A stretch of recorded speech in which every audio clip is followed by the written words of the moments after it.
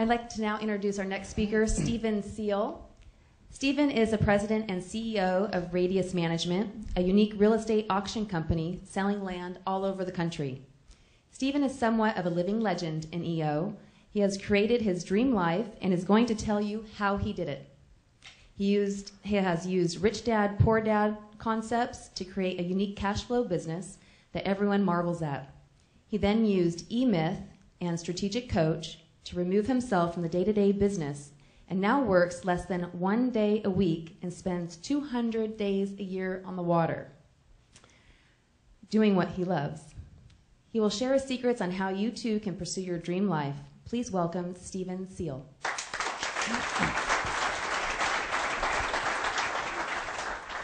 Thank you. So I'd like to tell you a story about two entrepreneurs. First one's name is Bill. Bill owns a successful investment business. His income puts him at the top 1% of our nation. Now, Bill's never in the office, and if you ask him, he'll tell you he cannot remember the last time he stepped foot in his office. Now, Bill has systems that run the business, and he has people that run the systems. Now, the business systems that Bill has in place are so good that Bill has been able to franchise or license his business out to others. And now, in addition to the generous revenue he gets off his existing business, he earns 6 figures just off his licensing activities. Now, Bill does not have fires or bombs going off in his business that cause him to have to deal with stuff all the time. Bill's phone rarely rings. Bill takes frequent month-long vacations with his family. It's not unusual for him to check into the Four Seasons at Kona for a couple weeks at a time, or to find him at Bullwinkle's on a Monday morning, or to spend all day at the trout farm with his kids. Bill is what I call financially literate. Now, Joe is a whole nother ball of wax. Joe was a C student, dropped out of community college. Despite working 80 to 100 hours a week, Joe struggles financially. He's come close several times to losing his home and his cars. He fights with his wife about money. Joe's wife gave him her wedding ring back twice. Both times he refused to accept it. Now, Joe's constantly putting out fires in his business, and he has got his fingers in every critical component in the operation of his business. Now, the frustrating part for Joe is he never has enough time to get anything done. He's constantly behind. He feels a tremendous amount of pressure and stress, and he frequently feels like things are out of control. Joe is what I call financially illiterate. Now, the truth about Bill and Joe is both of these people are me. And all the facts I just shared with you are about myself. From 1997 to 2004, I was Joe. And from 2004 until 2008, I transformed myself into Bill. At the age of 34 in 2008, I effectively retired. Now, what I want to tell you today is how I made that transition, and I want to talk to you about the tools that I use to make that work for me. So everyone has a concept in their mind of what they will do when they retire. What they will do when they get the time. What they will do when they get the money. What they're going to do when they have the freedom and the flexibility to do what they want to do.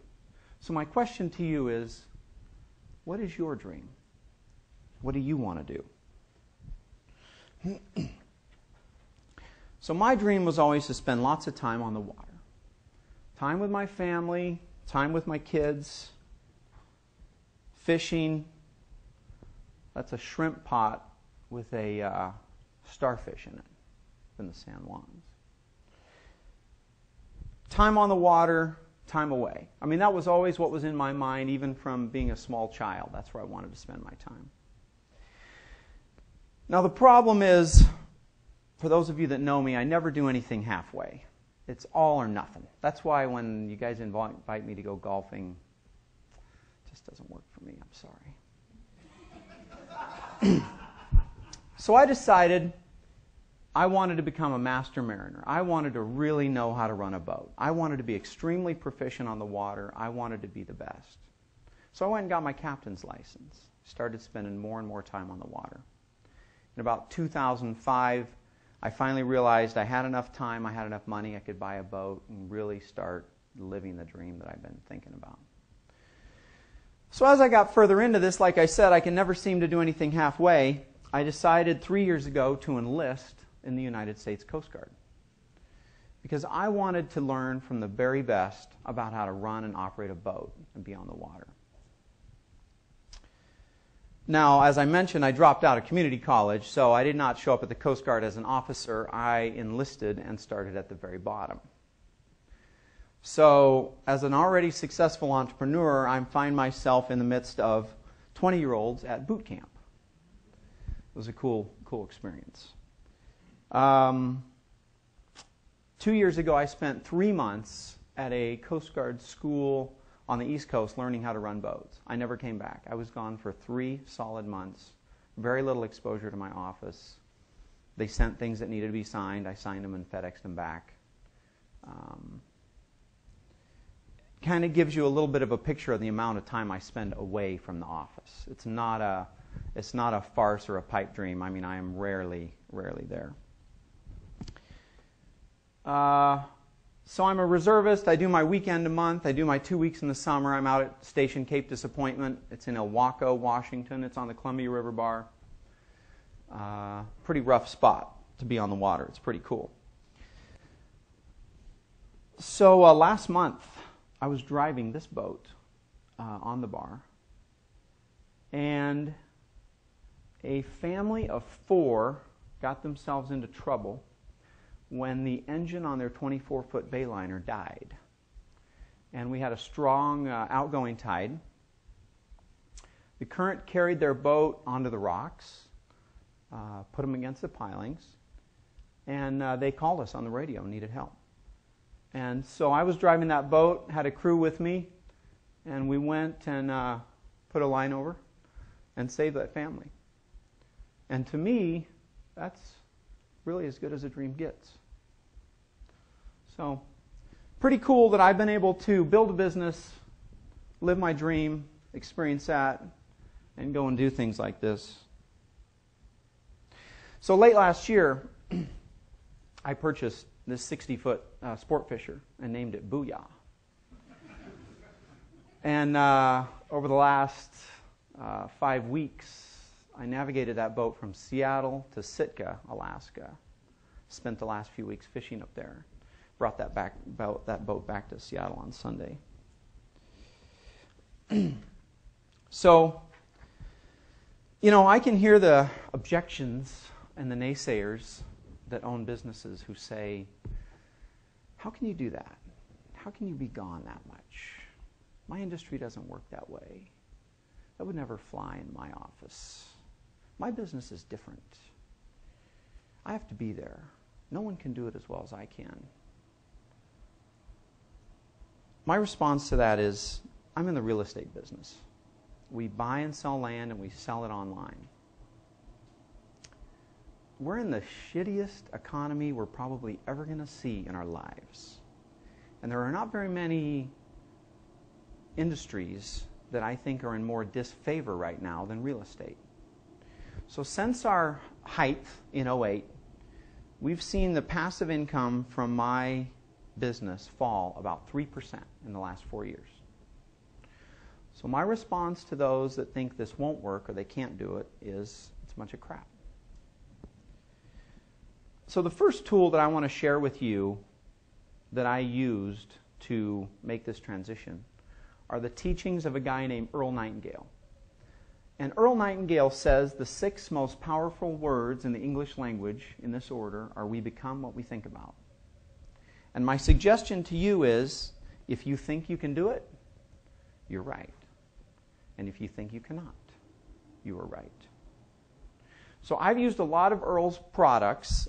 He has a lot of audio tape sets, CDs. I'm sure it's all on iTunes now that you can purchase. I've listened to several of them dozens of times. I've listened to a few passages of Earl's products literally thousands of times. There's a 10 or 15 minute spot in one of them that I listened every single morning in my car for over 3 years. It's powerful stuff. Vern Harnish, his business is Gazelles. He uses a tool called the one-page strategic plan. And this was huge for me back in 06, 07, right after I got into EO in 05. I learned about Vern and started using his one-page strategic plan. Took my team to his all-day session or 2-day session where you learn about the plan, you work on it, you spend time with your team. The things I got from Vern, daily huddles, where our team meets every single day for 10 or 12 minutes. It's a stand-up meeting, and we go over metrics. We hear what's up. What are your stucks? What's happening? What's the problem? What's working right? What's going right? What's going well? Quarterly strategic planning from Vern was really big. Tonight, I will be at a bed and breakfast in Camas with my team. Every quarter, we have a quarterly off-site. I get together with my leadership team. We come up with the rocks for the next quarter. They're incongruent with the goals that we established when we did the annual planning session. The rocks translate down to the individual employees. They have a sheet every quarter with their rocks, and those rocks are tied to their profit sharing and to their achievement of our annual goal and whether they, get the prize at the end.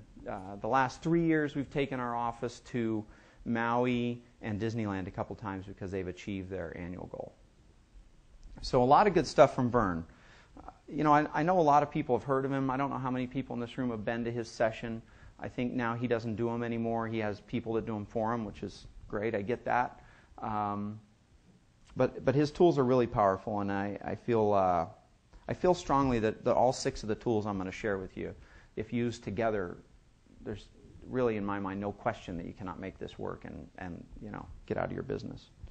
Forum's been big. I'm not going to spend a lot of time on EO, the peer learning, the universities, the learning events. I think everybody here pretty much gets that. There's a company based in Canada called Strategic Coach. And what Strategic Coach does is they facilitate a quarterly meeting where you go and learn among peers, and they have a coach that teaches you, and they introduce concepts and lessons to you. And I've used a lot of the Strategic Coach stuff. When I started going to Strategic Coach, I was still working 80 hours a week. And within 2 years of going to Strategic Coach, I was down to about a day a week. I mean, it happened very, very quickly because I was able to take what they were showing me, digest it, integrate it, and make it happen. And I really strongly encourage you, if you're not familiar with Coach, to look into it. I know a lot of people in my old forum were doing it. There's a lot of people in this room that are doing Coach. It's very powerful. A couple of the tools I got from Coach, one of them is something called unique ability. And the question is, what are you uniquely good at? And what are you not good at? And why are you still doing things that you're not good at? Because what I would suggest to you is, if you don't enjoy doing it, you're probably not very good at it. And what was just mentioned is get out of the way. Because you are making people extremely angry and very miserable in your business because you continue to hold on to stuff that you suck at, that they could do way better, and you should just get out of the way and let them do their jobs. Unique ability is a big part of that, and understanding what your unique ability is. Another tool that Coach brought was called the Lifetime Extender. And the Lifetime Extender asked the question, when will you die? And then it says, well, imagine you don't die then, but instead you get some bonus time, X number of bonus years. What will you do with that time? This is unspoken for. This is completely wide open time. How are you going to spend those years? And by the way, why aren't you doing that right now? Some of those concepts really created a paradigm shift in my mind that made me realize now is the time to put into play some of these concepts and tools and get out of the business. A lot of people have heard me talk about EMyth. EMyth is very, very powerful. Most people think that EMyth is a book, and it is. But EMyth is also a consulting company. I worked with EMyth, an EMyth consultant, for 5 years to put systems into place in my business so that the business would run without me, so that the customer experience would be what it should, so that we didn't have these fires and bombs going off all the time, so we weren't short for payroll, so there was always someone to answer the phone, right? These are the 7 centers of management attention that EMyth uses. And what I will tell you is there is not one solitary piece of your business that does not fit into one of these 7 centers of management attention. Using EMyth, you're able to break down every single thing inside your business into a system, into a duplicatable process that works every time. And I heard Jill mention it today. That was awesome. Systems, systems, systems, systems. That's the difference. The other thing EMyth talks about is working on it, not in it. And I will tell you that most entrepreneurs that I have met are so busy putting out fires, so busy working in their businesses, they have no concept and no clue about what it takes to actually work on their business. Because you have to put the phone down. You have to stop answering email. You actually have to sit in the quiet of the day and figure out what is broken in your business and fix it. And it's not easy. It's a lot more fun to just take a call and deal with a customer and keep going. It takes a real commitment. The level of commitment that I shared with you that I used in my boating and my Coast Guard experience is the level of commitment it takes as an entrepreneur to put systems in place in your business. It's not easy. The last thing I want to talk to you about is Rich Dad, Poor Dad. And without question, Rich Dad, Poor Dad is the most influential tool I have ever used to make my dream a reality, to get out of my business. Now, what Rich Dad, Poor Dad is it's a book, and it's the first in a series by Robert Kiyosaki. He has quite a few books.